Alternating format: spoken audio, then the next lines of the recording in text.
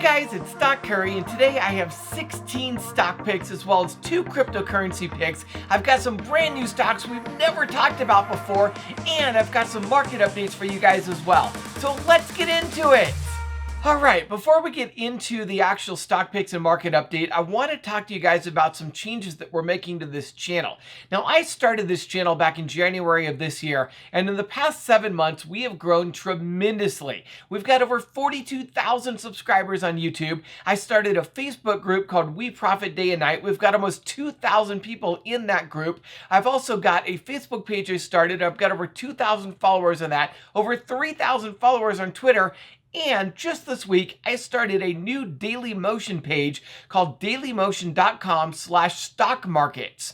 And on Daily Motion, we just started uploading videos there. So if you're watching on Daily Motion, welcome to the channel. Now, what I want to talk to you guys about are a few changes we're making as far as how I'm actually running this channel. When we first started out, I did the top 15 YouTubers, and it was completely overwhelming and way too much. And so then we cut it down to the top 10. And so for the past few months, we've been running the top 10 YouTubers on this channel. That is, I consolidate all of their stock picks, watch their videos, and let you guys know what they said. Now, over the past few months, I've grown a lot in trust in the YouTube community, and I put up a couple of polls in the past few days over on the community tab. That's youtube.com/stockcurry/community. And on that tab, I asked you guys really 2 big questions, 2 big polls. The first one was, what do you value most on this channel? And the reason I put that poll up is I was trying to understand where I should be focusing my effort and my energy in producing great content for you guys, because I'm just one guy, I can't do it all. And the second poll question was, we had a YouTuber called Smart Trader who stopped doing stock picks and he started doing live videos. And I don't have time to watch everybody's live videos, so I have to drop him. And the question was, combined with the other poll, is should we focus on replacing him with somebody else and keeping the top 10? Or should we start transitioning very, very slowly to some more of my own stock picks? And overwhelmingly, you guys said you want more of my own stock picks. So starting today, we're going to cut down to 9 YouTubers.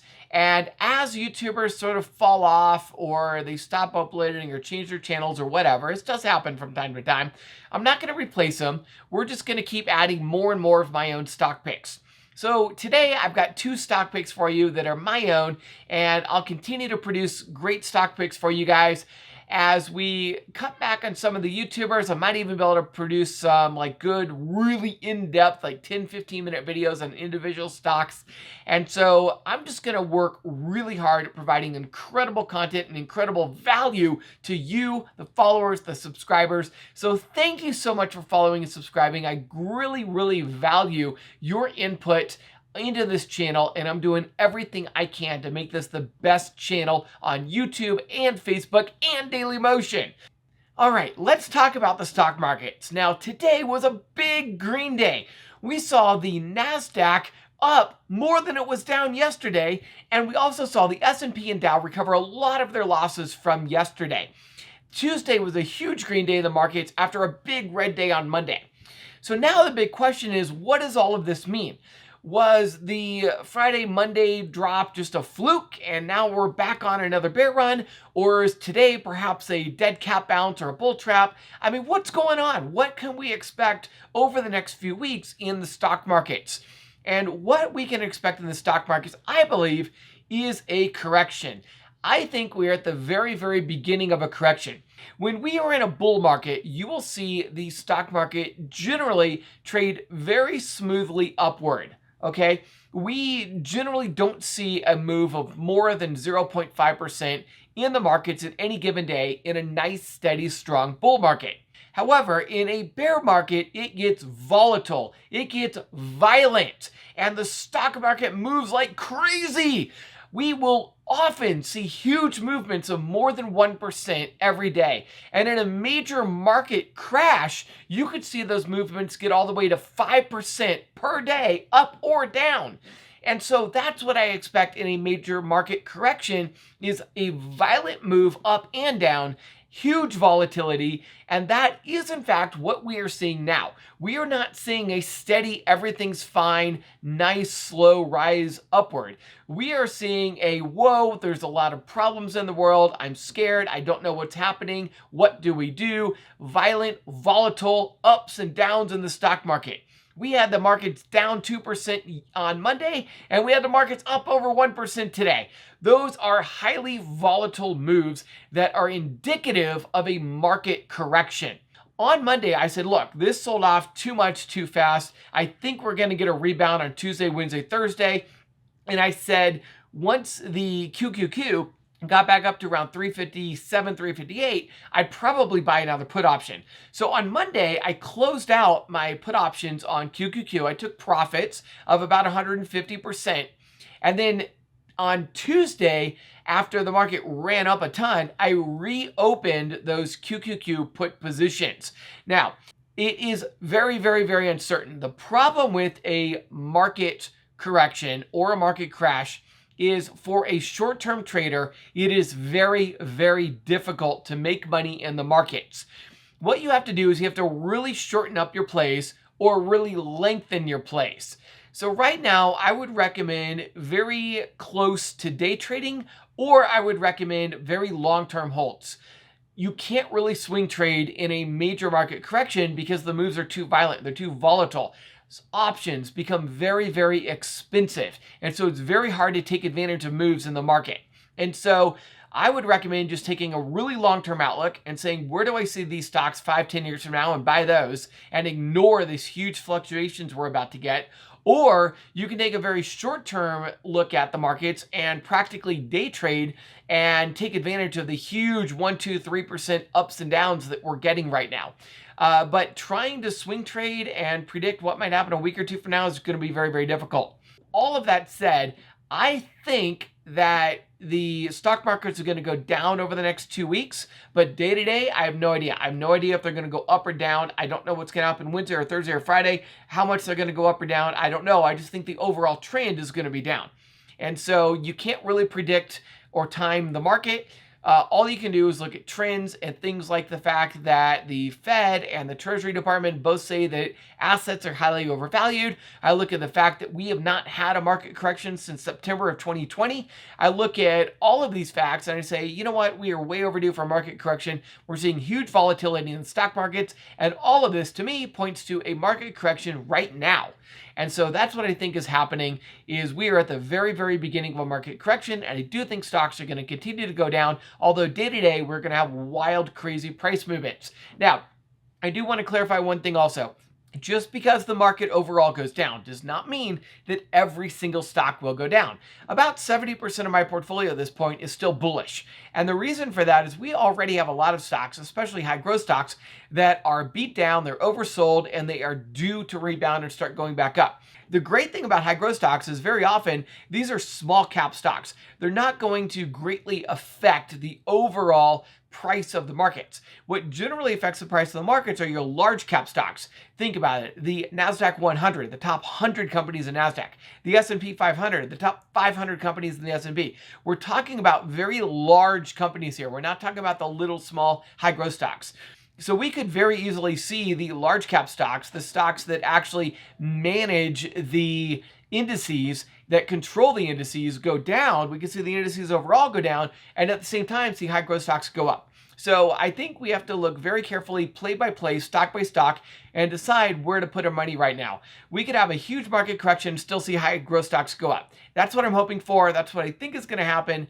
I'm not really sure, but we'll have to wait and see what happens. But that's where my money is right now. All right, let's get into today's stock and crypto picks. Now, I've already told you I've got 16 stocks and 2 cryptos for you guys today, as well as 2 of my own stock picks and a bunch of stocks we've never talked about before. So let's talk about all those right now. Now, for those of you guys who are new to this channel, my name is Stock Curry. I used to work as an analyst for some large investment banks, and now I analyze stock picks from the top YouTubers. Every day, I watch hours of videos, and then I consolidate all of their stock picks into a single video. I give you the cliff notes on their stock picks, as well as my analysis on their stock picks. I also give you a few of my own stock picks. Now, if anything I talk about today piques your interest, make sure you listen to who I say talked about that stock, and then go watch their video to get the full details details on what they said.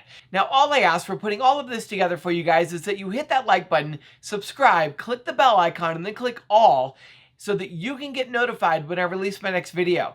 If you're watching this on Facebook, go ahead and follow the page. If you're watching this on Dailymotion, go ahead and follow the page. In fact, I'll give you guys 5 seconds to do that right now.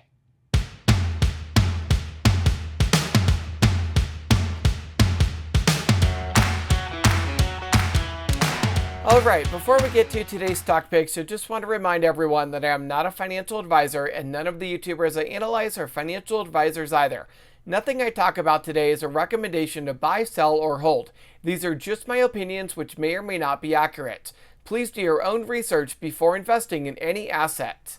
Now, if you're wondering what you're looking at right now, this is the Webull desktop app. Webull is the app that I use for my trading, and it is also the app that I use in all of my videos. If you'd like to get 2 free stocks worth up to $2,300, you can sign up for Webull using my link in the description below. When you sign up using my link in the description below and deposit just $100, Webull is going to send you 2 free stocks worth up to $2,300. All right, let's get into today's stock picks. First up is ADA, and this is Cardano. Larry Jones said he would be buying more Cardano and Ethereum. He has a $1 buy-in price in ADA, and it's pretty much there. Next up is ETH, and this is Ethereum. Larry Jones said he would be buying more Ethereum. ETH bounced off of the 300-day EMA and looks like it might be at the bottom. This isn't a strong bottom, but so far ETH is holding the 300-day EMA. I would like to see a little bit more rise on the MACD before I can call this a true rebound, but we're not going to be able to see that until probably Thursday or Friday of this week. I also need to see the candles get above the 10-day EMA. Next up is AMC. This is AMC Movie Theaters, and technically AMC looks very, very bullish. The stock was up a massive 24% today. Ooga booga! Now, Keen and Grace also covered some interesting information on some new proposed FINRA rules. I haven't had time to look at those yet, so for the time being, I'll just redirect you to Keen and Grace's video if you're interested in hearing about the new rule changes that have been proposed. I'll put a link to Keen and Grace's video in the description of this video. Next up is AMZN. This is Amazon. The traveling trader bought a $3,950/$4,000 vertical call spread on AMZN. This option strategy will make money if AMZN goes up in price, and it does look like AMZN will go up in price. AMZN recently broke out of a long-time range-bound price and now fell back down to that prior resistance level. That prior resistance level is now a support level. As we can see today, AMZN bounced off of support. It does look like AMZN will rise from here, but the MACD remains bearish, so we don't have 100% confirmation of a rebound yet. Regardless, I do like AMZN at the current price for both a short-term trade as well as a long-term hold. Next up is AVTBF. This is Avant Brands. They're a Canadian MMJ company. Jeremy with Financial Education said he used his SHOP proceeds to buy more AVTBF today. They are a small company right now, but they are growing rapidly with revenues up 121% year over year last quarter. They are also starting their global expansion initiative, which will further increase their revenues. If you want to know more about AVTBF, Jeremy with Financial Education covered this company extensively in his video that he uploaded Tuesday. By the way, this is an OTC penny stock, so you won't be able to buy it on Webull. Instead, I recommend Interactive Brokers for trading OTC penny stocks.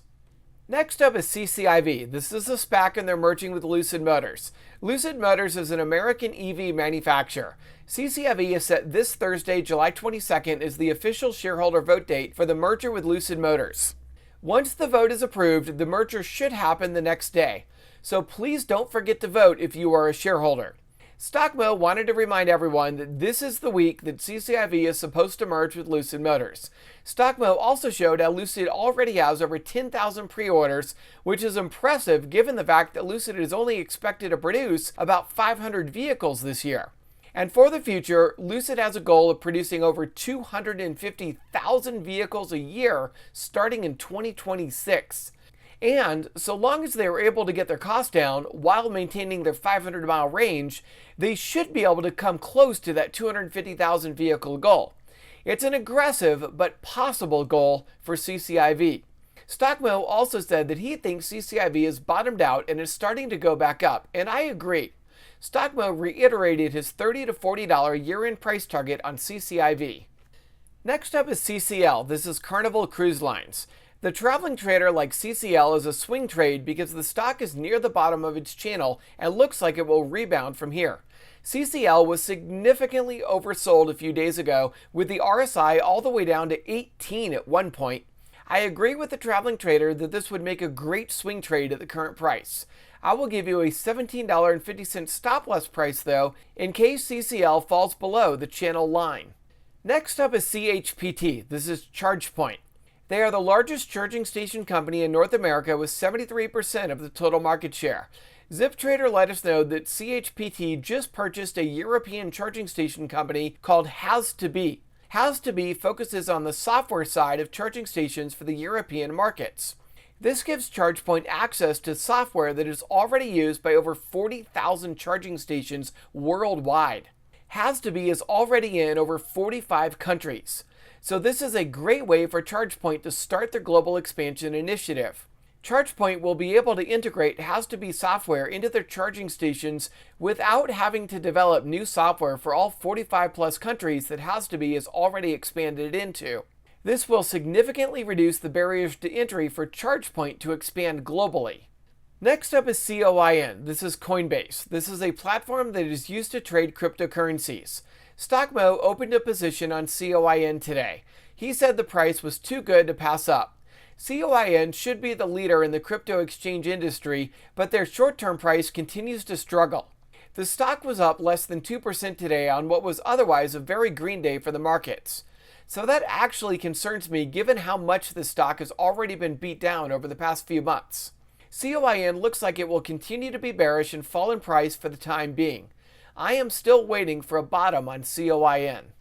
Next up is CPOP. This is Pop Culture Group. They're a Chinese hip-hop culture company that hosts hip-hop concerts, dance contests, and other hip-hop related events in China. CPOP is profitable with about $2.4 million in earnings over the past 6 months. This stock has been dropping ever since the second day of its IPO a few weeks ago. This stock is now down over 90% from its high of $78 just a few weeks ago. Ouch. Now, Larry Jones wanted to let you know about it so that you could get it on your radar as a pandemic reopening play once the Delta variant fears are over. Larry Jones thinks CPOC will do well once the fears of further shutdowns have subsided. I will let you know that CPOP is also down due to fears that China might delist certain ADR stocks if they are not approved by the Chinese government. This is just speculation and no official approval process has been set up yet, but it is a risk currently for holding Chinese stocks including CPOP, NIO, BIDU, BABA, JD, and others. Next up is CRSR. This is Corsair Gaming. They're a hardware manufacturer for computer-based gaming and game streaming. Tom Nash gave his reasons why he thinks CRSR is 126% undervalued. For one, CRSR has 28% of the PC gaming market, and the PC gaming market is growing with the popularity of Twitch and esports competitions. Tom Nash is looking at CRSR's $2 billion in current revenues and where he sees the market going over the next 10 years. Tom Nash sees PC gaming market rising to $50 billion by 2030. If that happens and CRSR maintains its 28% market share, then CRSR would be seeing $14 billion in revenue. In other words, a 700% revenue increase over the next 10 years. Tom Nash also showed how revenues have been increasing for years prior to the pandemic. So CRSR's most recent revenue growth was not entirely pandemic related. That means CRSR could continue to see great growth in the future. CRSR has earnings coming up in about 2 weeks, and the stock has already been beat down with about 15% short interest currently. Earnings should be a catalyst to push CRSR higher. Now technically, CRSR had a perfect bounce off of the 300-day EMA. The RSI bounced off of oversold and is now rising. The MACD histogram is rising as well. So technically, CRSR looks great. The average analyst price target is $51.50, which represents a 73% upside from Tuesday's closing price. So CRSR looks like both a great short-term trade as well as a great long-term hold. Jeremy with Financial Education actually bought more CRSR today for a long-term hold. Next up is DKNG. This is DraftKings. They're an online sports betting company. StockMo said DKNG is at a very attractive price right now. He bought more DKNG on Tuesday. Technically, DKNG looks like it might have bottomed out and is rebounding. I won't be 100% confident of a rebound until DKNG closes above the 10-day EMA, but it is very close right now. The RSI bounced off of oversold and the MACD histogram is rising. The candles remain below the 300-day EMA though, so I'm only about 70% confident that DKNG is starting to rebound.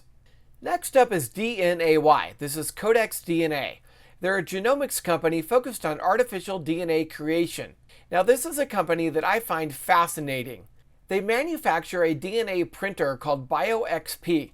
This printer gives genetic researchers the ability to design, code, and create synthetic DNA. Possible clinical applications include cell and gene therapy, biologic drugs, personalized medicine, genome editing, and vaccine development. This technology makes mRNA research available to medical researchers through an on-demand model. DNAY says their printer can create biologically active mRNA within 24 hours. mRNA is a brand new field of vaccines. The mRNA pandemic vaccines from Moderna and Pfizer have already proven effective, while at the same time being fast to develop. So this is a very promising technology. DNAY just had an IPO recently, and the share price has been volatile since the IPO. Because of the short-term uncertainty, I don't like this as a short-term play. But in the long term, I think DNAY would make a great long-term growth stock.